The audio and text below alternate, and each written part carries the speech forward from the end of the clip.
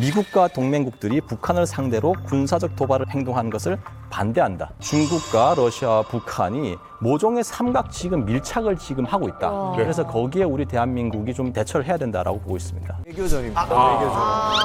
실제로요. 올해 북중러 밀착이 그 어느 때부터 끈끈해지면서 이제는 안보뿐만이 아니라 외교적으로도 이제 우리나라의 지정학적 위치를 본다면 굉장히 고립감을 가질 수밖에 없는 그런 지금 상황이 돼가고 있는 거죠. 우리 북쪽으로는 지금 다 말하자면 동맹이 생겼고, 우리는 사실 이제 거의 섬처럼 지금 존재하고 있는 상황인데, 지난 5월 푸틴과 시진핑이 심상치 않은 만남을 가졌습니다. 푸틴은요, 뭐가 그리 급한지 잘 납득하지 않는다. 새벽 4시에 시차 때문에 잠을 못 잤던 걸까요? 베이징에 도착을 했습니다.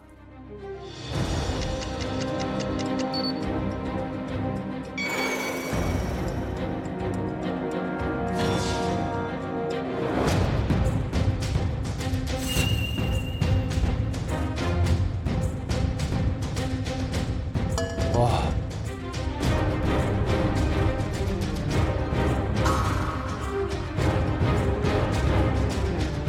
两国全面战略协作不断加强，为维护全球战略稳定和促进国际关系民主化做出了积极贡献。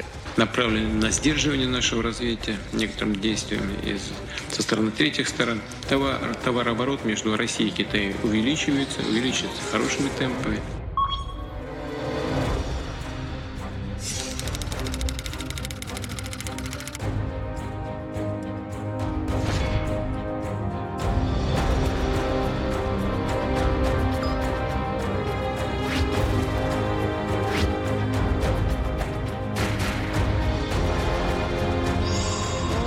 두 사람 만나면 안 되는데.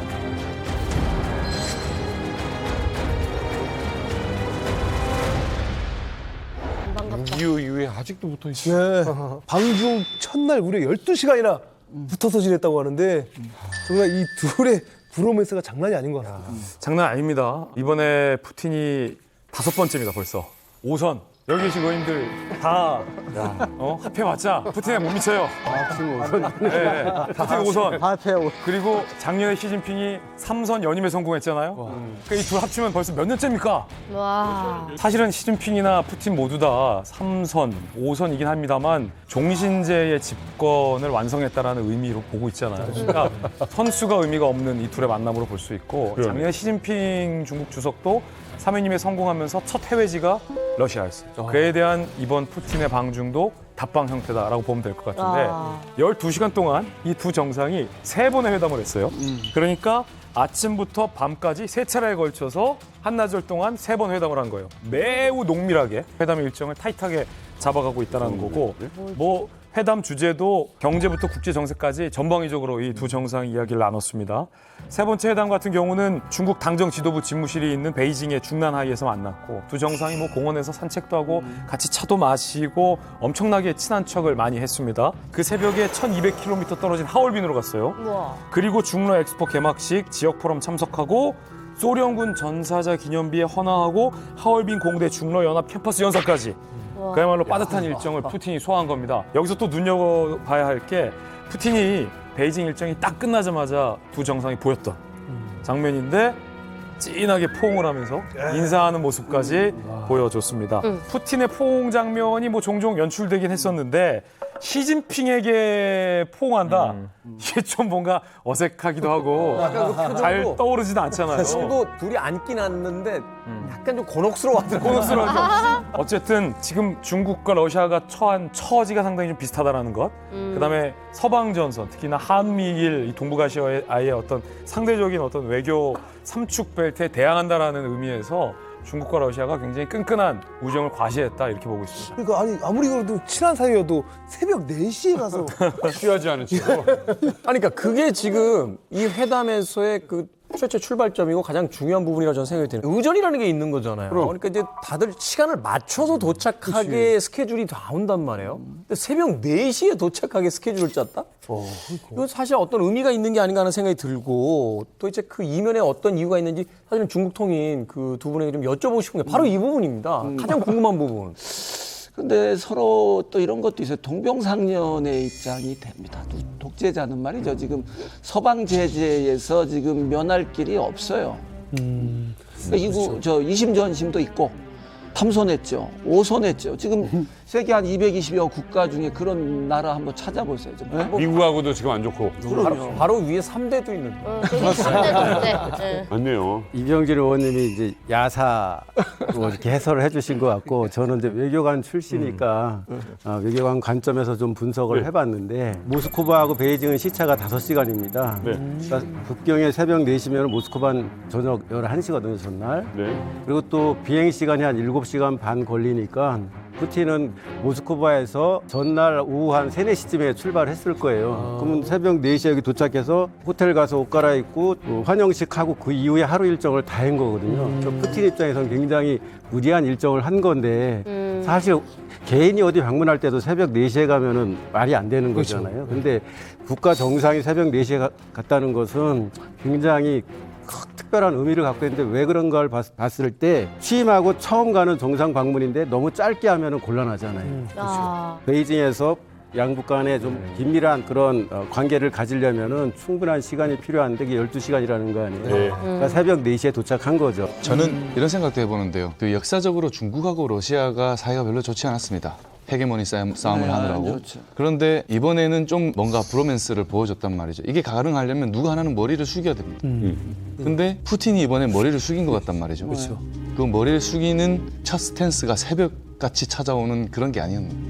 푸틴이 이번에 방중을 굉장히 흡족해 하더라고요. 왜냐하면 푸틴스럽지 않은 또 발언을 했어. 뭐냐면은 그 만찬 자리에서 북경오리 베이징 덕이 나왔대요. 네. 그러니까 원래는 형식적으로 한 조각만 먹으려고 했더니 푸틴이 뭐라고 했냐면 너무 맛있어가지고 다 싹 쓸어 먹었다. 라는 말을 할 정도로 정말 만족을 했다는 거고 하얼빈에 갔잖아요. 하얼빈에 간 것도 굉장히 의미가 있는데 뭐냐면 하얼빈이란 도시는 중국이 만든 도시가 아니라 1898년에 이제 러시아가 이른바 시베리아 횡단 철도를 뚫면서 러시아가 만든 도시예요, 거기가.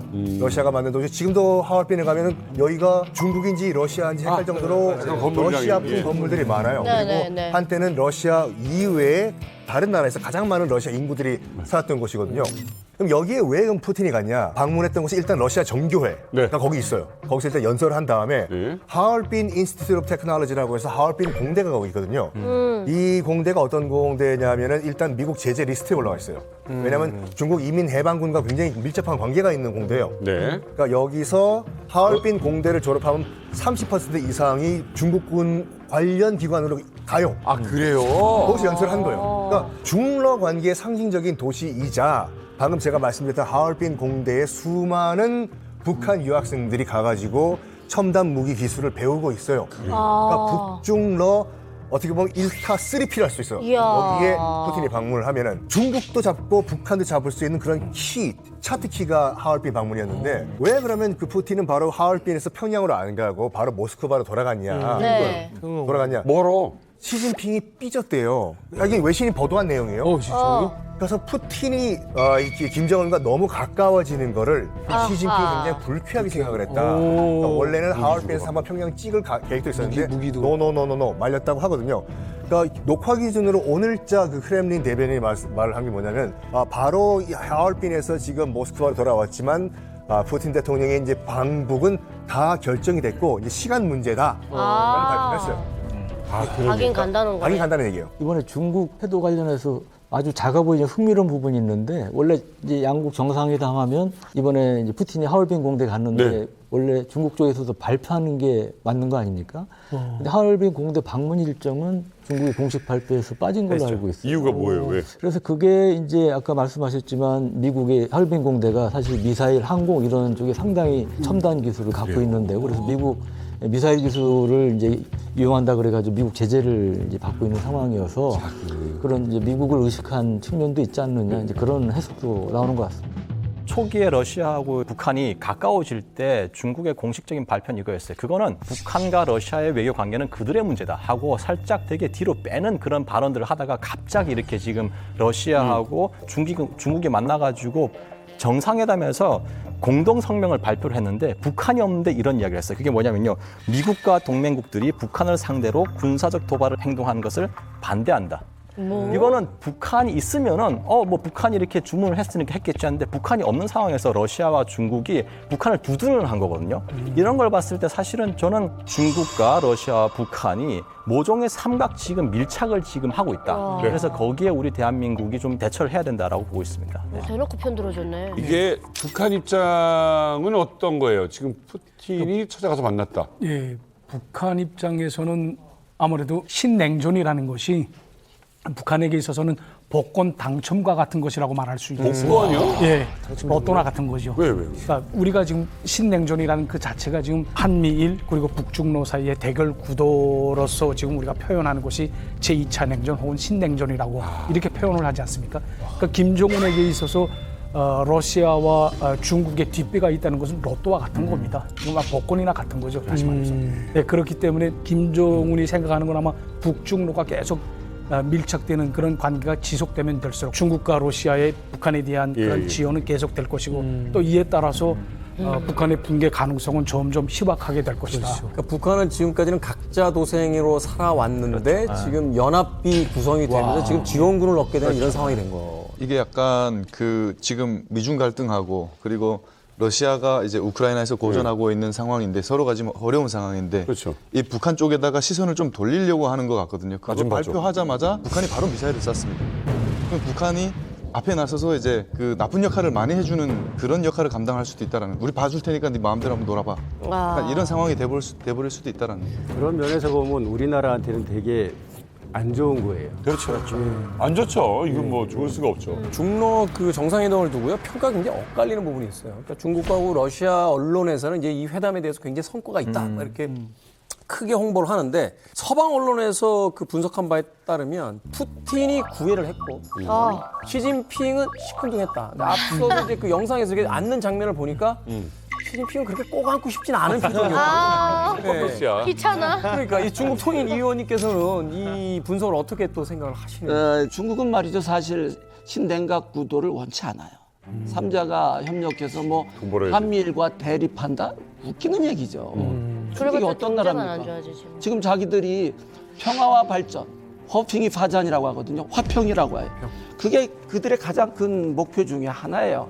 주변이 동난이 빠진다든지 시끄러워지면 어떻게 미국 따라갈 거예요. 지금 74%까지 따라갔다가 다시 64%까지 내려왔는데 예? 미국 GDP에. 조금 좀 보태면은 그러니까 러시아와 중국이 힘을 합칠 수밖에 없는 그런 국제 정세이긴 하지만 중국 입장에서 보면은 러시아는 중국한테 무지하게 아쉬운데 중국은 어느 정도 협력을 하지만 아주 가까이는 할 수 없는 그러한 상황입니다. 왜냐하면 러시아는 지금 우크라이나 침공 때문에 전 세계적으로 왕따를 당하고 있습니다. 제가 의원 회의에 갔었는데 러시아 의원이 당하는 모습을 보니까는 왕따보다 더한 그러한 공격을 받을 정도로 국제사회에서 러시아가 고립돼 있는데 중국도 미국과 대립하면서 어느 정도 그런 갈등은 있지만 그래도 중국은 국제사회에서 일정한 정도의 지위를 유지하고 있잖아요. 근데 만약에 러시아에서 원하는 무기나 탄약 공급 같은 그러한 정도의 협력까지 한다 그러면은 중국도 러시아만큼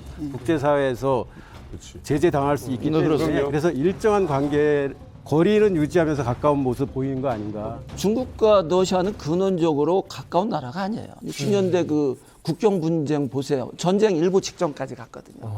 국경 분쟁이 바로 영토 분쟁이기도 하고요. 그다음에 오히려 이번은 말이죠. 러시아와 중국이 북한에게 이제 구애하는 모습입니다. 구애하는 모습. 북한 관계 없는데 북한 관련 언급을 하고 있잖아요. 맞아요. 없는데 칭찬하고. 오히려 구애하는 그런 모습을 본의 아니게 노출했죠. 이렇게 해석해 볼 수도 있겠네요. 그러니까 중로가 갑자기 그 의지에도 없는 북한 문제를 꺼내서 북한에 이제 미국의 군사적인 어떤 위협을 반대한다 이렇게 얘기하는 건 러시아 입장에선 니네 우리한테 무기 많이 주고 있으니까 내가 이렇게 하고 있다라고 이제 북한에다 제스처 한번 보내는 거고 중국 입장에서도 야 우리가 관계가 좀 소원해진 것 같지만 그래도 내가 니들 생각하고 있어.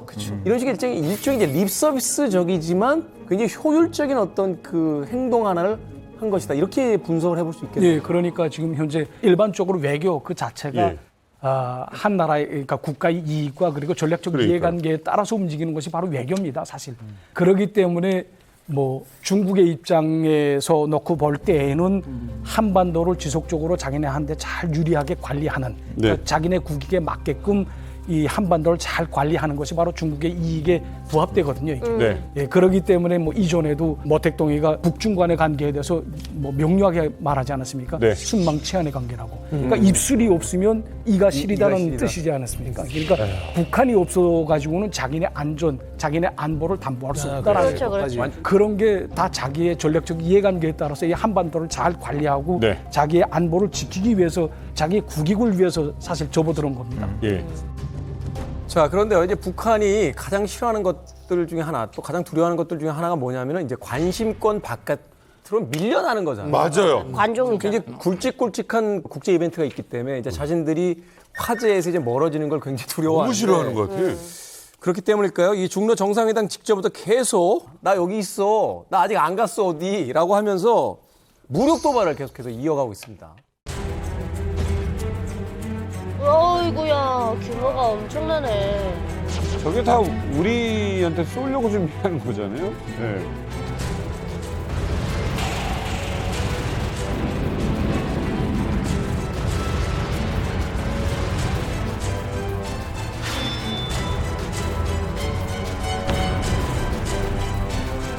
응성은 동지께서는 조율성과 믿음성이 높은 우리식의 방사포차들을 꽝꽝 만들어내기 위하여서는 생산 공정의 현대화 수준을 끊임없이 높이는 사업을 근기 있게 내미는 것이 중요하다고 하시면서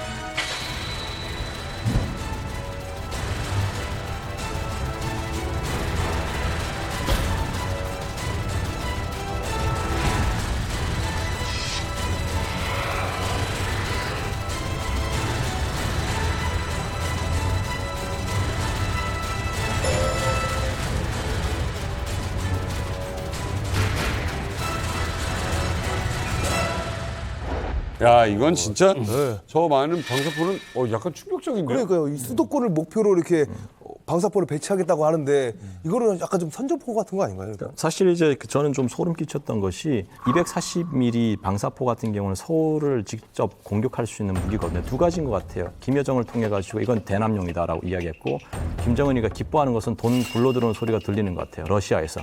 왜냐하면 이때까지는 재고량을 털어내기 위해서 뭐 불발탄도 막 보냈는데, 아니다, 내가 직접 챙긴다. 내가 직접 챙기는 걸 러시아에 이제 보내는 그런 메시지인 것 같아요. 보면서 야, 이 사람이 참 북한의 인민들을 지키기 위해서 핵 만들고 무기를 만든다는데 결국은 뭐냐면 이 무기가 인민들을 죽이는 무기거든요. 그렇죠. 그러고 보면서 제가 공장 갈 것이 아니라 병원에 좀 갔으면 좋겠습니다. 김여정이 선전하지 않고 수출하지 않겠다 그랬잖아요. 그런 거에 매달리지 않는다. 근데 저거 선전 아닙니까? 지금 러시아인데 지금 선전하고 수출하려고 저러고 있잖아요. 제가 이제 북한 정권에 좀 그 민낯이 드러나는 사진이 하나 있어서 제가 한번 가져와 봤는데요. 아, 그래요? 우와. 폐용하고 나온 목걸이를 한번 보시면 목걸이에요? 펜이 아니고? 목걸이가 미사일이요? 미사일이에요. 화성 시점. 진짜? 세상에 이 대량살상 무기를 과시하려고 액세서리까지 만들어서 이 명품이 아니잖아요. 그러니까 리설트 한정판 화성 17형 목걸이다. 어떡해. 그러니까 이게 바로 그냥 이게 저도 진짜, 안 할 것 같아. 이게 진짜 북한 정권의 민낯이고 본질이다. 이런 말씀. 진짜예요? 진짜예요. 이거 앞에 탄도 달려 있어요. 밑에 불만 달면 될 것 같아. 무기 굿즈를 만드는구나 이게. 무기 굿즈를 만들어서 또 그 세상에. 관광객을 유치하기 위한 용도로 이런 굿즈들을 만들어서 이제 전시를 해놨는데 이런 것들이 많이 있는 거예요. 자랑할 게 이거밖에 없으니까. 없으니까. 굿즈나 액세서리에 이런 무기를 그 펜던트로 쓰는 경우가 있나요? 유일할 겁니다. 대부분 평화의 상징 뭐 이런 것들을 그렇죠. 다니지. 그런 나라니 이제 그렇게 방사포 차를 운전하고 나오고 딸을 데리고 미사일 발사장에 가고 이렇게 맞아. 하는 거죠. 북한이 원래 이제 ICBM 위주로 계속 개발을 하고 이제 과시를 했는데 ICBM 아시다시피 최대 사거리가 한 13,000에서 15,000km니까 사실 우리보다는 진짜 미국을 겨냥한 거예요. 미국. 근데 지금 아까 사진에서 보신 240mm 방사포는 최대 사거리가 원래 65km고 개량형이 한 70km에서 80km 가까이 됩니다. 우리 잘 알고. 예, 근데 그건 딱 어디죠? DMZ에서 우리 수도권을 사정권에 넣을 수 있는 범위고 신형 240mm 방사포는 미사일처럼 유도형체가 있어서 정확하게 타격할 수 있는 게 차이가 있고요. 그리고 이제 서울 불바다로 만들 수 있다 위협하는 핵심적인 존재가 이른바 장사정포 아닙니까? 근데 장사정포는 두 가지가 있어요. 하나는 170mm 자주포. 그다음에 또 하나는 아까 사진에서 보신 240mm 방사포인데 이 170mm 자주포는 그 포신이 굉장히 길어요. 한 번 쓰면 이게 이렇게 흔들려요. 그러면 이게 안정될 때까지 기다려야 되잖아요. 그래서 170mm 자주포는 5분에 한 2발 정도밖에 못 쓰는 걸로 돼 있어요. 근데 240mm 방사포는 최대 22발을 한꺼번에 싹 쓸 수 있는 거죠. 그래서 이제 240mm 방사포가 수도권을 위협하는 핵심적인 존재라고 하는 겁니다. 그리고 또 하나는 정확도가 높아진 유도 장치가 있는 신형 방사포 240mm 개발한 게 왜 그게 이제 우리한테 위협적이냐면 정확도를 2배 높이면 탄두 이력을 8배 높인 거하고 같은 효과를 갖는 거예요. 그러니까 정확도를 높이 훨씬 이제 중요한 의미를 갖는 거죠. 그래서 240mm 방사포가 신형이 우리한테 이제 위협적인 의미가 됐어요. 그러네요. 네. 김정은이 이 최근 시운전했던 그 방사포 공장이 규모가 어마어마하게 크더라고요. 아까 거기서 뭐 보니까 진짜 크긴 크대요. 그 양산 능력이 생각보다 상당하다. 근데 저 공장을 어디선가 본 것 같다. 우리 대자비 있잖아요. 기시감. 기시감이 드는 겁니다. 어디서 본 거예요? 어디서? 자, 이게 이제 오른쪽이 방사포 공장 지금 이제 모습이고요. 네. 왼쪽이 우리 많이 아시는 평화 자동차 공장 내부 모습.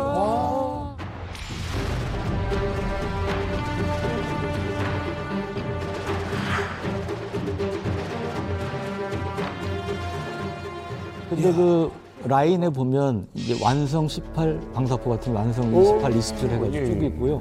그 내부 구조가 골조가 보면 똑같아요. 예, 세기둥 구조가 보면 똑같지 않습니까? 야, 그거 어떻게 찾아냈대? 새로 플레이트 만든 게 아니구나. 네. 기존의 이 자동차 만들던 공장을 무기 공장으로 전환을 한 거예요. 전용을 한 거예요. 그러네. 뭐 하는 짓이야. 이런 걸 또 비교하는 기관이 또 있고. 그 찾아내는 것도 신기하다. 틀린 그림 찾기 하는 것처럼. 근데 이거를 비교해서 올린 사람들이 밀떡들입니다.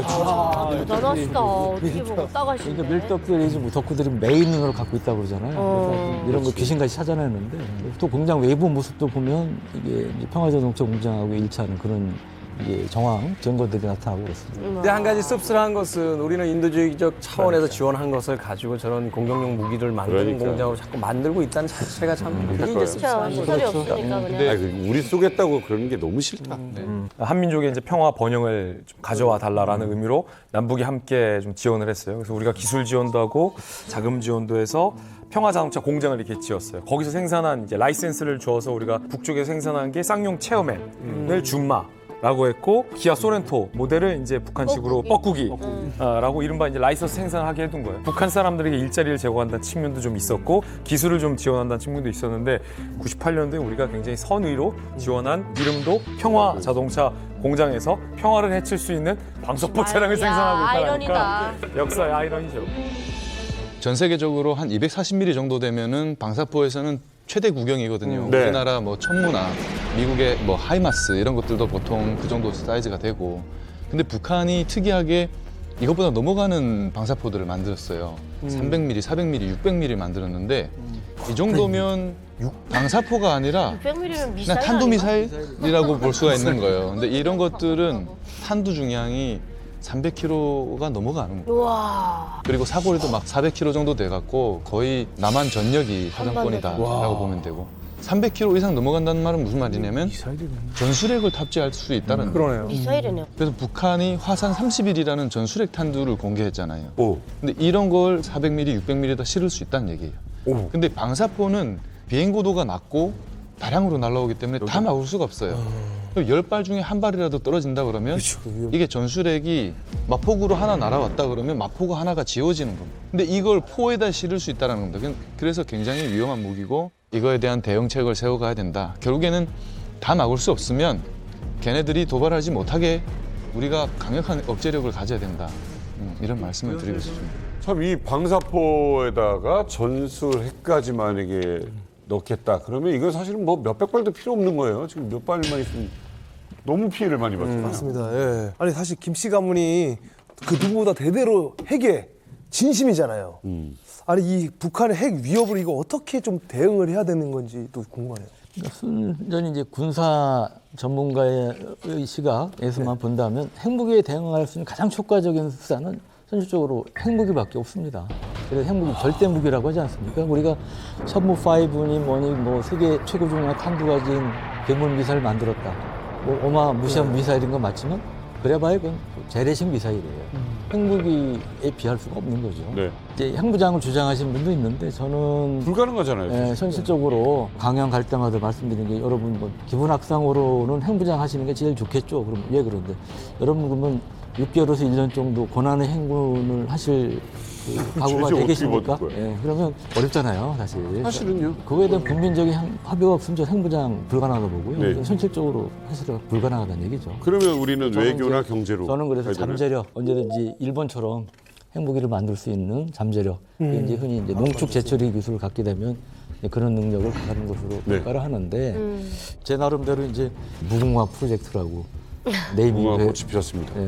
네, 의원님께서 이야기하는 이제 무궁화 계획이라는 건 실제 핵무기를 만드는 건 아니지만 잠재력을 유사시에 바로 핵무기를 만들 수 있는 준비는 예. 가지고 있어야 된다. 지금 그 이야기를 하시는 겁니다. 맞습니다. 예. 저는 유 의원님이 말씀하신 거는 결국은 우리가 핵무장하는 거를 미국이 용인해 주기를 바라는 거랑 똑같은데 그거는 현실적으로 불가능하다고 생각합니다. 그러니까 우리가 언제든지 핵무기를 빠른 시간 내에 만들 수 있도록 원자력 협정을 개정해서 핵 연료 농축 재처리 기술을 개발할 수 있도록 하자. 지금 그 말씀인데 원자력 협정을 개정해서 우리한테 그런 능력을 가질 수 있도록 해주는 것 자체가 중국이나 일본이나 또는 다른 나라가 볼 때 이거는 미국이 세계적인 비확산 정책을 전환하는 거랑 똑같은 그러한 포지션을 취하는 거기 때문에 그거는 핵무장을 허용하는 것과 별 차이가 없고 그거는 현실적으로 불가능하다. 그리고 이거의 전제는요.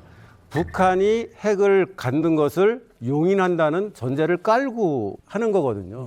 근데 우리든 미국이든 세계 국제사회의 기본 입장은 북한의 핵 개발, 핵무장은 절대로 용인할 수 없다. 그거를 위해서 근데 했잖아요, 이미. 현실적으로 어떤지는 모르겠지만 그걸 할 수 없다는 게 기본 입장이라는 거예요. 무궁화 계획은 그 입장을 어느 정도 포기하는 전제 하에 추진될 수 있는 사업이고 그거는 절대로 미국이 할 수 없는 거고 중국이나 일본 다른 나라도 저는 그 기술적 문제는 아니라고 봐요. 우리가 얼마든지 핵무기다라는 게 만드는 게 북한 같은 나라도 그 관광에서 만들 수 있는 거고 어떤 나라들은 벌써 70년 전, 80년 전에 만들었기 때문에 그건 큰 문제가 아니라고 보는데 결국은 허락을 해주느냐라는 거죠. 미국이. 그러니까 지금 상황은 뭐냐면 니들 만들지 마 대신 우리가 핵 우산을 너희한테 보장해 줄게 이거잖아요.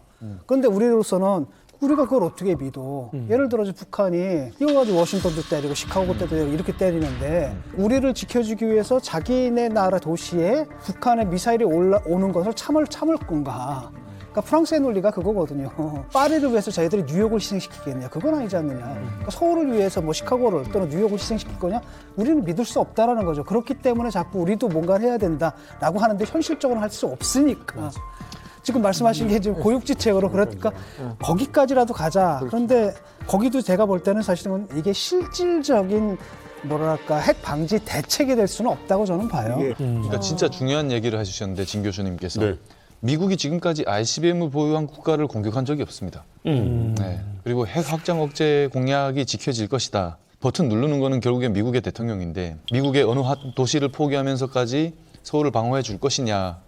이건 언제까지 여기에 우리가 전적으로 매달릴 수 없다. 저는 그 민주당 쪽하고 이제 국힘 쪽에서 이제 입장 싸우고 있지 않습니까? 각각의 문제가 있는데 어려운 거예요, 사실. 제가 볼 때는 어느 쪽도 답은 없거든요.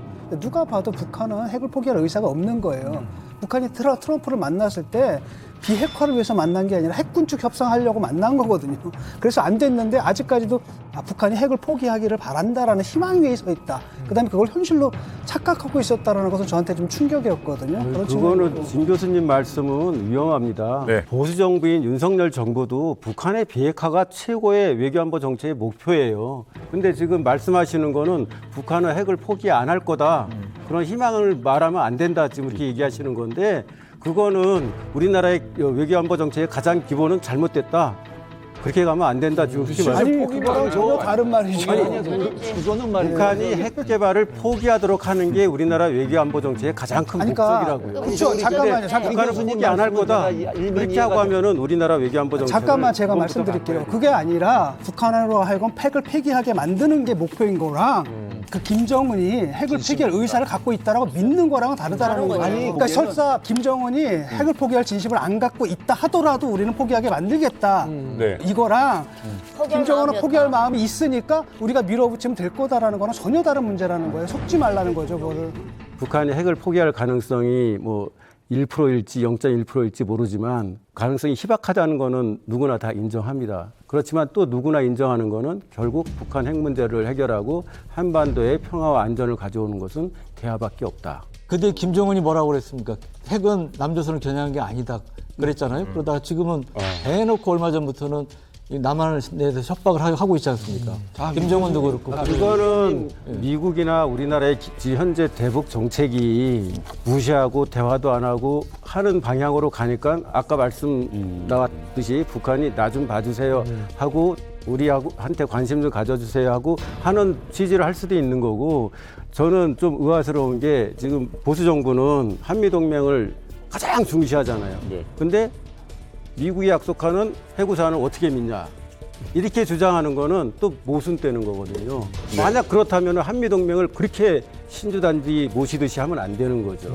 한미동맹을 강화해야 되고 핵 확장 억지 공약을 얻어내야 되는 건 확실한 건데 근데 그게 우리의 안보를 확실하게 지켜준다. 100%는 세상에 없지 않습니까? 핵 확장 억제 공약에서의 어떤 여러 가지 빈틈들이 보이고 있지 않습니까? 그런 상황에서 적의 핵무장은 못 막았어요. 근데 우리의 핵무장은 막고 있잖아요. 우리는 여러 가지 옵션을 가지고 있어야 된다고 생각해요. 그리고 우리가 핵무장 하겠다고 해서 북한의 핵무장을 고도화하는 어떤 빌미를 준다 이건 절대 아닙니다. 왜냐하면 북한은 우리가 어떻게 하든지 간에 얘네들은 계속해서 핵무기를 만들어 왔어요. 대화 협상하는 동안에도 핵무기 개발 멈춘 적이 단 한 번도 없습니다. 제가 그 분야에 살았던 증인이고요. 얘네들은 우리가 뭘 하든지 계속 만들 겁니다. 당장 핵 위협에 노출되어 있는데 안 된다고 시도도 안 할 거냐. 여러 가지 외교적인 문제들이 있을 거 아닙니까? 이런 것들을 외교적인 문제들 해결해 가는 방향으로 해봐야 된다. 그리고 방위비 분담금 얘기도 나오면 그럼 우리 핵 이렇게 카드로 쓸 수도 있는 거고요. 히로시마 이후에 핵무기를 쓰면 인류가 공멸한다는 건 다 공지의 사실이잖아요. 핵무기 만드는 나라는 적대적 지금 생존하고 있는 것이지 그걸 누가 쓸 수 있다라고 감히 생각도 못합니다. 사실 우리는 한미 동맹의 근간 위에 미래를 위해서 달려나가야 되겠다라는 그 기본 생각을 저는 갖고 있습니다. 그러나 미국이 걔들을 안 해줘요. 불가능한 문제를 우리가 지금 여기 외치고 있는 건데 우리가 자꾸만 두드리면 되겠다. 이거는 말이 안 되는 것이고 그다음에 지금 보수 정권은 가장 안보를 내세우면서 핵무기 문제 하나 해결하지도 못하면서 자꾸만 그런 얘기하면 근데 핵무기는 과거 진보 정부에서도 해결하지 못했습니다. 되고 전 국민의 동의 없이는 불가능한 거고 더더욱 불가능한 건 미국이 허락을 한다 안 한다? 안 한다는 거죠. 불가능하더라도 저희가 주장은 계속 해야 된다. 양쪽 다 답이 없거든요. 답 없는 건 알아요. 근데 문제는 뭐냐면 답 없는 상태에서 우리가 뭘 해야 될까 가지고 논쟁을 벌이는 건데 이런 거란 말이죠. 지금 북한이 핵을 포기할 거냐. 현실적으로 보자라는 거죠. 북한의 입장이라면 핵폭을 포기할 수가 없어요. 그러니까 확인이 된 겁니다. 앞으로도 그럴 거고 내가 북한이다 하더라도 포기 안 할 것 같아. 이건 사실이라고 보고 그렇다면 남은 길은 둘이거든요. 하나는 뭐냐 현실을 인정하자. 그래서 핵군축 회담으로 나가자. 그래서 핵을 동결하는 대신에 규제를 풀자. 이런 방식이 있겠고 그럼에도 불구하고 우리는 그거 용납할 수 없다. 계속 압박하겠다. 이 둘 중에 하나예요. 네. 어느 쪽이십니까? 저는 뭐 북한이 당연히 포기하지 않죠. 뭐 가장 돈이 안 들어가요. 핵무기 만들면은 재래식 무기 갖고는 한국하고 게임이 끝났잖아요. 예? 핵무기 문제 가지고 우리 안보 문제를 해결하려고 하는 것보다는 계속 두드려서 대화의 자리로 끌어내 가지고 핵을 포기할 수 있는 방법을 찾아가는 것이 한반도 평화를 지키는 유일한 방법이 될 수 있다고 생각합니다. 결국은 그 말씀하셨던 대화를 끌어내야 된다라는데 그거 솔직히 말하면은 핵 군축 회담하다는 얘기거든요. 규제를 갖다 풀어주자는 얘기거든요. 그리고 우리가 규제를 풀지 않는 한 대화에 안 나온다는 거 알잖아요. 규제를 푸는 건 대가는 뭡니까? 알아서 핵 동결이라도 해라. 그럼 결국 비핵화를 갖다 스스로 포기한 거고. 그다음에 북의 그 핵무장을 갖다 정당화해 준다 이런 욕을 먹으니까 그걸 못 하는 거예요. 반면에 또 한편은 이쪽에서는 제재 계속 강화를 해야 된다라고 하는데 또 다른 한편 이거는 뭐냐면 그런데 계속 해놨는데 핵무기 수는 계속 늘어나네. 그럼 뭘 더 할 수 있지? 이런 막연한 뭐랄까 막막함들이 있는 거예요. 지금 양쪽에. 지금 우리 정부나 또는 미국의 기본 입장은 유엔 제재와 압박을 통해서 북한이 핵 개발을 포기하게 만드는 거잖아요. 그렇죠. 근데 지금 우리나라 정부가 취하고 있는 정책은 중국과 러시아를 밀어내면서 북중러가 서로 협력하게 만들고 있어요.